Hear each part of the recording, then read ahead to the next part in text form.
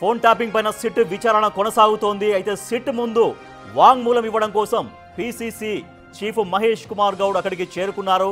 తన ఫోన్ ని ట్యాప్ చేశారంటూ మహేష్ కుమార్ గౌడ్ ఆరోపిస్తున్నారు. సో మహేష్ కుమార్ గౌడ్ ఆరోపణల నేపథ్యంలో ఎట్లా జరిగింది, ఎందుకు జరిగింది, ఏ రకంగా ఫోన్ ట్యాపింగ్ చేశారు అనే దానిపైన పూర్తిగా తన వాంగ్మూలాన్ని అందించడం కోసం PCC chief Mahesh Kumar Goud SIT అధికారుల దగ్గరికి చేరుకున్నారు. సో అక్కడ కాంగ్రెస్ కార్యకర్తలు భారీగా తరలివచ్చారు. సో ఫోన్ ట్యాపింగ్ విషయంలో సిట్ అనేది తన డీటెయిల్డ్గా తన ఎంక్వైరీ కొనసాగిస్తుంది, విచారణ కొనసాగిస్తుంది.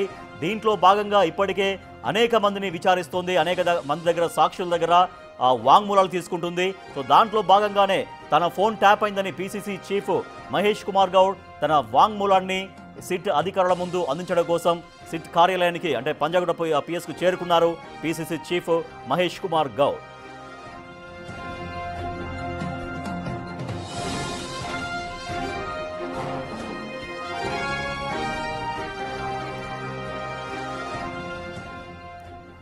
ఇసుక పిసిసి చీఫ్ మహేష్ కుమార్ గౌడ్ చేరుకున్నారు. తన వాంగ్మూలాన్ని ఫోన్ ట్యాపింగ్ విషయంలో తన వాంగ్మూలాన్ని అందించడం కోసం సిట్ అధికారులకు వివరించడం కోసం మహేష్ కుమార్ గౌడ్ చేరుకున్నారు. మా ప్రతినిధి సుజాత మరింత సమాచారం అందిస్తారు. సుజాత, ఫోన్ ట్యాపింగ్ విషయంలో విచారణ జరుగుతూ ఉంది. దాంట్లో భాగంగా తన వాంగ్మూలాన్ని అందించడం కోసం పిసిసి చీఫ్ అక్కడికి చేరుకున్నారు. సో ఆయన ఏం చెప్తున్నారు, ఎటువంటి వాంగ్మూలం ఇచ్చే అవకాశం ఉందిగా తెలుస్తోంది? ఫోన్ ట్యాపింగ్ కేసులో దాదాపు 300 బాధితులు ఉన్నట్లుగా అటు సిట్ అధికారులు గుర్తించారు. ఇందులో భాగంగానే బాధితుడైనటువంటి టీపీసీసీ చీఫ్ మహేష్ కుమార్ గౌడ్ కొద్దిసేపటి క్రితమే జూబ్లీ హిల్స్ పోలీస్ స్టేషన్కి చేరుకున్నారు.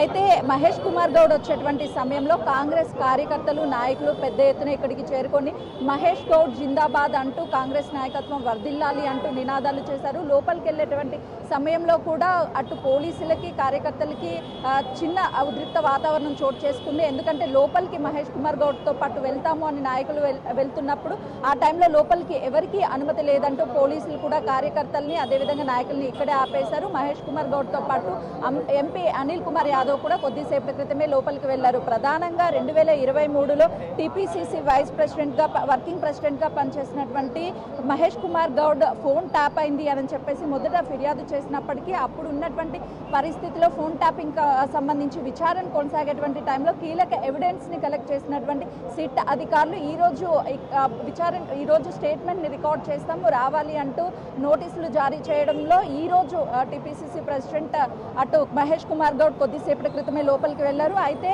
తను వాడినటువంటి ఫోన్స్ ఏంటి, ఎన్ని ఫోన్స్ అనేవి ట్యాపింగ్ అయ్యాయి, ఏ టైంలో ట్యాపింగ్ అయ్యాయి అన్న విషయాలన్నిటినీ కూడా అటు మహేష్ కుమార్ గౌడ్ నుంచి స్టేట్మెంట్ రికార్డ్ చేస్తారు. ఇప్పటికే ఈ చుట్టుపక్కలంతా కూడా అటు కాంగ్రెస్ కార్యకర్తలు, నాయకులతో మొత్తం కూడా నిలిచిపోయారు. ఒకవైపు ట్రాఫిక్ కూడా ఎక్కడికక్కడ నిలిచిపోతుంటే ట్రాఫిక్ పోలీసులు క్లియర్ చేస్తున్నారు. మొదటి నుంచి ఈ కేసుకి సంబంధించి ప్రధానంగా అప్పుడు ప్రతిపక్ష పార్టీ అయినటువంటి కాంగ్రెస్ పార్టీలో ఉన్నటువంటి నాయకులు, అదేవిధంగా వారి కుటుంబ సభ్యుల ఫోన్ ట్యాపింగ్ జరిగిందని ప్రధాన ఆరోపణలు. ఆ నేపథ్యంలోనే ఇప్పటికే సిట్ అధికారులు దాదాపు 300 మందికి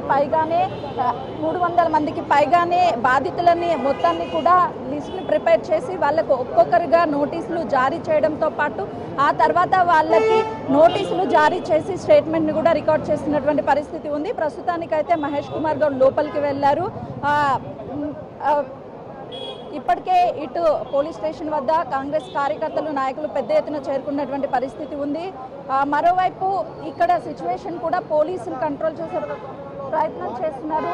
కార్యకర్తలు, నాయకులు పెద్ద ఎత్తున చేరుకున్నారు.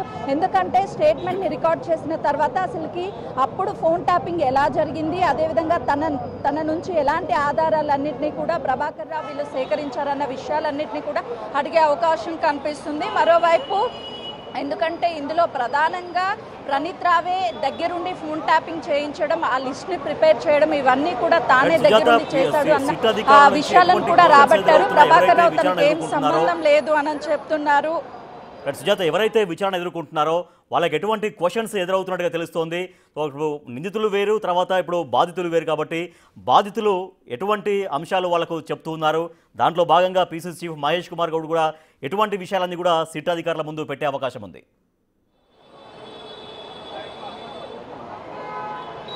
ప్రస్తుతానికైతే అటు ఇప్పటి వరకు కేవలము సిట్ అధికారులు ఈ కేసులో ఉన్నటువంటి ఫోన్ ట్యాపింగ్కి పాల్పడినటువంటి వ్యక్తుల్ని ప్రభాకర్ రావు కావచ్చు, అదేవిధంగా ప్రణీత్ రావు, రాధాకిషన్ రావు వీళ్ళందరినీ కూడా విచారించారు. ఎప్పుడైతే వీళ్ళని విచారించిన తర్వాత ప్రణీత్ రావు ఫోన్లో ఉన్నటువంటి డేటా ఆధారంగా 300 మంది బాధితుల్ని గుర్తించారో ఆ టైంలోనే వాళ్ళందరి డేటా ఆధారంగా ఒక్కొక్కరికి నోటీసులు జారీ చేయడం, ఆ తర్వాత వాళ్ళని విచారించడం జరిగింది. ప్రధానంగా ఫోన్ ట్యాపింగ్ ఎప్పుడు జరిగింది, ఏ విధంగా జరిగింది, వాళ్ళకి ఎప్పుడు తెలిసింది ఫోన్ ట్యాపింగ్ జరిగిందనని ఎవరెవరి మీద అనుమానాలు ఉన్నాయి, వీటన్నిటినీ కూడా సిట్ అధికారులు అడిగినట్లుగా కూడా తెలుస్తుంది. కొద్దిసేపటి క్రితమే మహేష్ కుమార్ గౌడ్ లోపలికి వెళ్ళాడు కాబట్టి తను చెప్పేటువంటి సమాధానాల ఆధారంగా ఏ విధంగా ఫోన్ ట్యాప్ జరిగింది ఏంటి అనేది కూడా ఒక క్లారిటీ వచ్చే అవకాశం ఉంటుంది.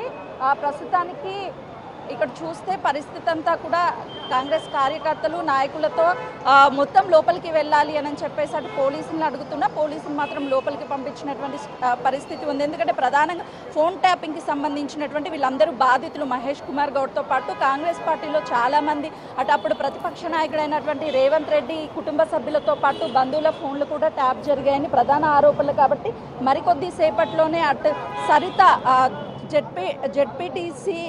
జెడ్పీటీసీ చైర్మన్ మాజీ సరిత కూడా మరికొద్ది సేపట్లో ఇక్కడికి వచ్చే అవకాశం ఉంటుంది. ఈ రోజు ప్రభాకర్ రావు విచారణ కూడా ఉంది కాబట్టి ప్రభాకర్ రావు 11 గంటల టైంలో వస్తారని మొదట భావించినప్పటికీ ఇప్పుడు లోపల ఆల్రెడీ మహేష్ కుమార్ గౌడ్ని స్టేట్మెంట్ని రికార్డ్ చేస్తున్నారు. ఈ టైంలో ప్రభాకర్ రావు వస్తే కొంత మేరకు పరిస్థితి ఉద్రిక్త వాతావరణంగా మారే అవకాశం ఉంటుంది. మరోవైపు సరిత కూడా మరికొద్ది సేపట్లో ఇక్కడికి వచ్చి తన స్టేట్మెంట్ ఇవ్వనున్నట్లుగా కూడా తెలుస్తుంది. ప్రధానంగా అప్పుడు కాంగ్రెస్ ప్రభుత్వం అధికారంలోకి వచ్చిన తర్వాతనే ఈ ఫోన్ ట్యాపింగ్ సంబంధించి కీలక అంశాలన్నీ కూడా బయటికి వచ్చాయి. మొదటి నుంచి వాళ్ళు మా ఫోన్లు ట్యాప్ అవుతున్నాయని చెప్పినప్పటికీ కొంతమేరకు ఈ కేసుకి సంబంధించి నిర్లక్ష్యం వహించారు. ఆ తర్వాత కాంగ్రెస్ ప్రభుత్వం అధికారంలోకి రావడం, west zone DCP Vijay Kumar ఈ బాధ్యతలు చేపట్టిన తర్వాత సిట్కి సంబంధించినటువంటి ఒక కమిటీని ఏర్పాటు చేయడం, అందులో వెస్ట్ జోన్ డీసీపీ విజయ్ కుమార్తో పాటు ఏసీపీ అదేవిధంగా సిఐ వీళ్ళ కమిటీ సభ్యులంతా కలిసి ఈ కేసుని కొంతమేరకు ముందుకు రప్పించే ప్రయత్నం చేశారు. ఈ కేసులో ప్రధానంగా అటు ఎవరైతే ప్రభాకర్ రావు ఉన్నారో ప్రభాకర్ రావుని విచారిస్తే కీలక అంశాలన్నీ కూడా వెలుగులోకి వస్తాయని భావించారు. ప్రభాకర్ రావు దాదాపు 15 నెలల పాటు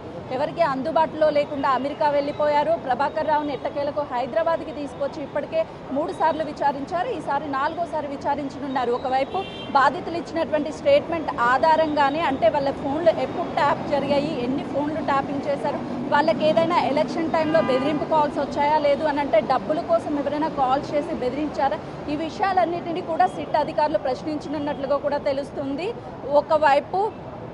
ఒకవైపు ఈ కేసుకి సంబంధించి ప్రధానమైనటువంటి పాత్రను వహించినటువంటి ప్రభాకర్ రావు కావచ్చు, ప్రణీత్ రావు, భుజంగ్ రావు, తిరుపతన్న, రాధాకిషన్ వీళ్ళందరినీ కూడా ఇప్పటికే విచారించారు. వాళ్ళు బెయిల్ మీద బయట ఉన్నారు, అరెస్ట్ అయినా కూడా. ప్రభాకర్ రావు మాత్రం ముందస్తుగా ఇటు అరెస్ట్ కాకుండా అతను కోర్టు నుంచి తీసుకొచ్చుకోవడం, ఆ తర్వాత తనని ఎప్పుడు విచారణకి పిలిచినా విచారణకి సిద్ధంగా ఉండి విచారణకి సిద్ధంగా ఉన్నాను, విచారణకి సహకరిస్తాను అని అంటూ ప్రభాకర్ రావు చెప్పారు. ఈ రోజు కానీ ప్రభాకర్ రావు అటు విచారణకు వస్తే ఒకవైపు బాధితులు, మరోవైపు బాధ్యులైనటువంటి ఫోన్ ట్యాపింగ్కి సంబంధించి వారిద్దరిని కూడా ఒకరు బాధితుల స్టేట్మెంట్ రికార్డ్ చేయడం, ఎవరైతే ఫోన్ ట్యాపింగ్కి పాల్పడినటువంటి ప్రధానమైనటువంటి నిందితుడు ఉన్నాడో ప్రభాకర్ రావు స్టేట్మెంట్ రికార్డ్, ఈ రెండు కూడా టాలీ చేస్తారు. ఒకవేళ ఖచ్చితంగా ఇందులో తను చెప్పేటువంటి సమాధానాలు పొందలేకపోతే మరొకసారి నోటీసులు ఇచ్చి వాళ్ళని విచారించే అవకాశం ఉంటుంది. రేపు ప్రణీత్ రావు కూడా విచారణకి హాజరయ్యే అవకాశం ఉంది. Right, thank you Sujatha. మాజీ ఎస్ఐబి చీఫ్ ప్రభాకర్ రావు విచారణ అనేది ఇంకా ఆయన ఎప్పుడు వస్తారనేటువంటి వార్తలు మాత్రం వస్తున్నాయి. సో మరోపక్క పిసిసి అధ్యక్షుడు మహేష్ కుమార్ గౌడ్ కూడా అక్కడికి చేరుకున్నారు, జూబ్లీహిల్ పోలీస్ స్టేషన్కి. తన ఫోన్ ట్యాప్ అయిందంటూ ఆయన చెప్తున్నారు. సో దానికి సంబంధించి ఆయన దగ్గర ఎటువంటి ఆధారాలు ఉన్నాయి, ఎట్లా ట్యాప్ జరిగిందని చెప్తున్నారో దానికి సంబంధించి పూర్తిగా వాంగ్మూలం సిట్ అధికారులకు ఇవ్వడం కోసం PCC chief Mahesh Kumar Goud Jubilee Hills police station దగ్గరికి చేరుకున్నారు. చాలా భారీగా కాంగ్రెస్ పార్టీ కార్యకర్తలు కూడా అక్కడికి చేరుకున్నారు. అయితే ఫోన్ ట్యాపింగ్ విషయంలో అటు నిందితుల్ని విచారిస్తున్నారు సిట్ అధికారులు. మరోపక్క ఎవరైతే బాధితులుగా ఉన్నారో వాళ్ళ దగ్గర నుంచి కూడా వాళ్ళ వాంగ్మూలాల్ని తీసుకుంటున్నారు. దాంట్లో భాగంగానే పీసీసీ చీఫ్ మహేష్ కుమార్ గౌడ్ అక్కడికి చేరుకున్నారు. తన స్టేట్మెంట్ని ఇవ్వబోతున్నారు. ఎస్, అక్కడే మా ఇన్పుట్ ఎడిటర్ పవన్ కూడా మనకు అందుబాటులో ఉన్నారు లైవ్లో. Yes Pawan, PCC chief Mahesh Kumar Goud ఎటువంటి వాంగ్మూలం ఇవ్వబోతున్నారు? అంటే ఆయన ఫోన్ ట్యాపింగ్ ఎట్లా జరిగింది, ఎన్ని ఫోన్స్ ట్యాపింగ్ జరిగిందని చెప్తున్నారు, ఏ విధంగా తన దగ్గర ఎటువంటి ఆధారాలు ఉన్నాయి, ఆ ఆధారాలని ఎట్లా అధికారుల ముందు ఉంచబోతున్నారు?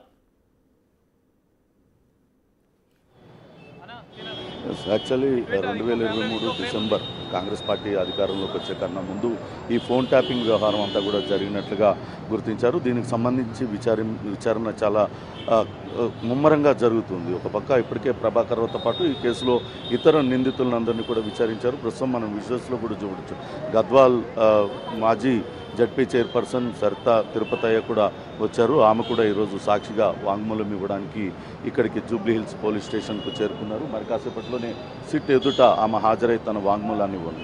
అయితే వాస్తవానికి 6,000 మందికి పైగా ఫోన్లు గతంలో ట్యాప్ చేసినట్టుగా పోలీసు అధికారులు గుర్తించారు. వాళ్ళందరూ కూడా రాజకీయ ప్రత్యర్థులు, వ్యాపారవేత్తలు, ఇతరుల ఫోన్ నెంబర్లన్నీ కూడా ట్యాప్ చేసినట్టుగా ఇప్పటికే గుర్తించారు. అయితే ఇప్పుడు ఎవరైతే సాక్షులుగా వీళ్ళందరూ హాజరవుతున్నారో గతంలో వీళ్ళు అనేక సందర్భాలలో తమ ఫోన్లు ట్యాప్ అవుతున్నట్లు అనుమానాలు ఉన్నట్లుగా చెప్పారు తప్పించి ఎక్కడా కూడా దానికి సంబంధించిన స్పష్టమైన ఆధారాలు లేవు. కానీ ఇప్పుడు నేరుగా పోలీసులే వాళ్ళకి ఫోన్ చేసి మీ ఫోన్లన్నీ కూడా ట్యాపింగ్ జరిగాయి కాబట్టి మీరు దానిపైన మీరు స్టేట్మెంట్ ఇవ్వడానికి రావాలి అని కోరడంతో వాళ్ళందరూ కూడా ఇక్కడికి వస్తున్న పరిస్థితి.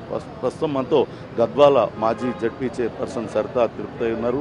ఆమె కూడా ఈరోజు సాక్షిగా తన వాంగ్మూలాన్ని ఇచ్చేందుకు జూబ్లీ హిల్స్ పోలీస్ స్టేషన్ దగ్గరికి వచ్చారు.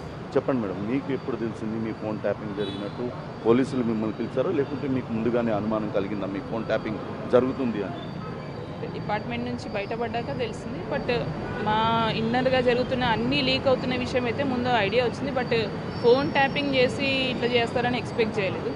అఫీషియల్గా ఎప్పుడైతే రిలీజ్ అయిందో అప్పుడే మాకు కూడా క్లియర్ అయింది. అంటే మా ఫోన్స్ కూడా ట్యాప్ అయినాయి. అప్పుడు ఇటు రాజకీయంగా అంటే మా కార్యకర్తలు కావచ్చు, మేము ఎవరిని మీట్ అవుతే నెక్స్ట్ డే వాళ్ళని అటు మలుపుకోవడము ఇవన్నీ బాగా జరిగినాయి. మా ఫైనాన్షియల్గా కావచ్చు చాలా విషయాలలో కూడా ఓపెన్ అయిన విషయం తెలుసు. బట్ తర్వాత ఫోన్ ట్యాపింగ్ జరిగింది అనేది నాది మా హస్బెండ్ ఇద్దరిది కూడా ఫోన్ ట్యాప్ చేసి ఇదే విషయం అందరూ కూడా చెప్తూ ఉన్నారు. వాళ్ళకి గతంలో దీనికి సంబంధించిన ఎటువంటి ఆధారాలు లేవు, కానీ ఇప్పుడు పోలీసులు ఫోన్ ట్యాపింగ్ జరిగిందంటూ చెప్తున్నారు. దాదాపుగా 6,000 మందికి పైగా ఫోన్లన్నీ కూడా ట్యాప్ చేశారు. ఇందులో రాజకీయవేత్తలు ఉన్నారు, వ్యాపారవేత్తలు ఉన్నారు, ఇంకా అనేక మంది ఉన్నారు. వాళ్ళని ఫోన్ ట్యాపింగ్ చేయడం ద్వారా వాళ్ళ కదలికలు తెలుసుకోవడం, తద్వారా వాళ్ళని కట్టడి చేసే ప్రయత్నం గత బీఆర్ఎస్ ప్రభుత్వం చేసిందనేది ఈ ఫోన్ ట్యాపింగ్ వ్యవహారంతో ఇప్పుడు వీళ్ళందరూ కూడా సాక్షులుగా హాజరవుతున్న వాళ్ళు చెప్తున్న దాన్ని బట్టి స్పష్టమవుతుంది. ఇప్పటికే ఈ కేసులో అరెస్ట్ అయిన అటు భుజంగరావు కావచ్చు, తిరుపతయ్య, ప్రణీత్ రెడ్డి వీళ్ళందరూ కూడా అనేక సంచలన విషయాలను బయటపెట్టారు. విచారణలో వాళ్ళు ఏ రకంగా ఆదేశాలు వచ్చింది, తాము ఏమేం చేసింది అంతా కూడా వివరంగా చెప్పారు. కానీ ప్రభాకర్ రావు మొదటి 2 సార్లు అటు తనకు కొంత విచారణకు సహకరించిన పరిస్థితి ఉంది. కానీ ఇప్పుడు ఆధారాలన్నింటినీ కూడా ముందు పెట్టి ప్రశ్నించడంతో ఆయన చెప్పక తప్పని పరిస్థితి అయితే నెలకొనుంది. ఇప్పటికే ప్రణీత్ రావును కూడా మరోమారు జూబ్లీ హిల్స్ పోలీసులు అటు సిట్ అధికారులు 2 రోజులుగా పిలుస్తున్నారు కంటిన్యూస్గా.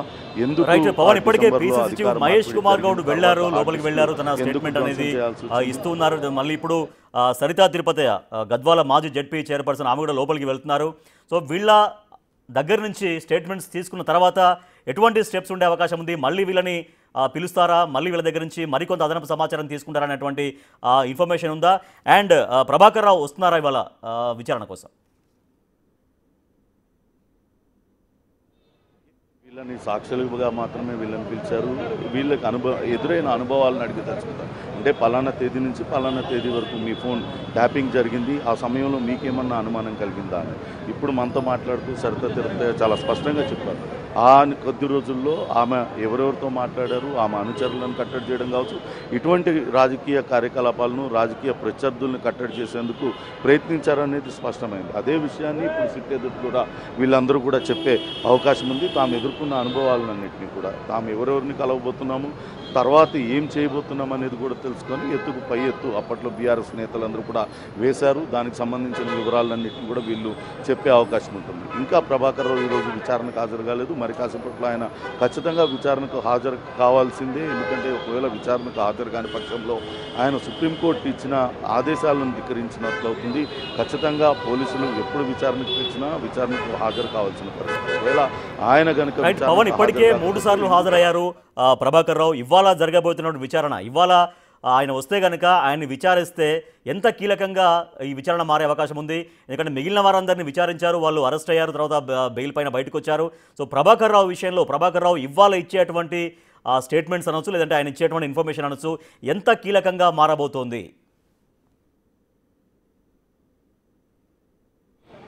చాలా క్రూషియల్ పీరియడ్ అనే చెప్పాలి ఇది. ఎందుకంటే ప్రభాకర్ రావు విచారణలో చాలా కీలకమైన దశ ఇది. ఇప్పటిదాకా కూడా కొంత మొరాయించారు, తనకేం తెలియదు. గతంలో ఆయన కూడా పోలీస్ అధికారిగా పనిచేశారు, సుదీర్ఘంగా పోలీస్ సర్వీస్లో ఉన్నారు, ఇంటెలిజెన్స్లో పనిచేశారు. పోలీసులు ఎలా విచారణలో ఎలా విషయాలు రాబడతారు అనేది కూడా ఆయనకు పూర్తిగా అవగాహన ఉంటుంది. దాంతో కొంతవరకు ఆయన మొదట్లో విచారణకు అంతగా సహకరించలేదు, తనకు గుర్తులేదు, తాను ఎవరికి కూడా ఆదేశాలు ఇవ్వలేదు అంటూ చెప్పి తప్పించుకునే ప్రయత్నం చేశారు. కానీ ఎప్పుడైతే అటు కాల్ రికార్డ్స్ కావచ్చు, అట్లనే ఇతర నిందితులు భుజంగరావు, తిరుపతన్న, ప్రణీత్ రావు ఇచ్చిన వాంగ్మూలాలు వాళ్ళన్నింటినీ కూడా ముందు పెట్టిన తర్వాత ఆయనకు చెప్పక తప్పని పరిస్థితి. కానీ తన అప్పట్లో ఉన్న ఉన్నతాధికారులు, అప్పట్లో డీజీపీగా ఉన్న మహేందర్ రెడ్డి కావచ్చు, అప్పట్లో ఇంటెలిజెన్స్ అధికారిగా ఉన్న అనిల్, వీళ్ళకి తెలిసే తాను చేశానంటూ ఇతర అధికారులు కూడా ఇరికించే ప్రయత్నం చేశారు. కానీ కొంతవరకు ఒప్పుకున్న పరిస్థితి. ఎస్ఓటీని కేవలం రాజకీయ ప్రత్యర్థుల్ని కట్టడి చేయడమే, రాజకీయంగా వాళ్ళ కదలికలు తెలుసుకోవడం కోసం ఇదంతా కూడా ఏర్పాటు చేశామని ఇప్పటికే అంగీకరించారు. హార్డ్ డిస్క్లు ఎందుకు ధ్వంసం చేయమని ఆదేశాలు ఇచ్చారంటూ ఆయన్ను ప్రశ్నించారు. దీనిపైన తాను ఎటువంటి ఆదేశాలు ఇవ్వలేదంటూ చెప్పారు. కానీ ప్రణీత్ రావుని పదే పోలీసులు విచారించారు. ఆయన చాలా స్పష్టంగా చెప్పారు, అన్నీ కూడా ప్రభాకర్ రావు ఆదేశాల మేరకే తాము చేశాము.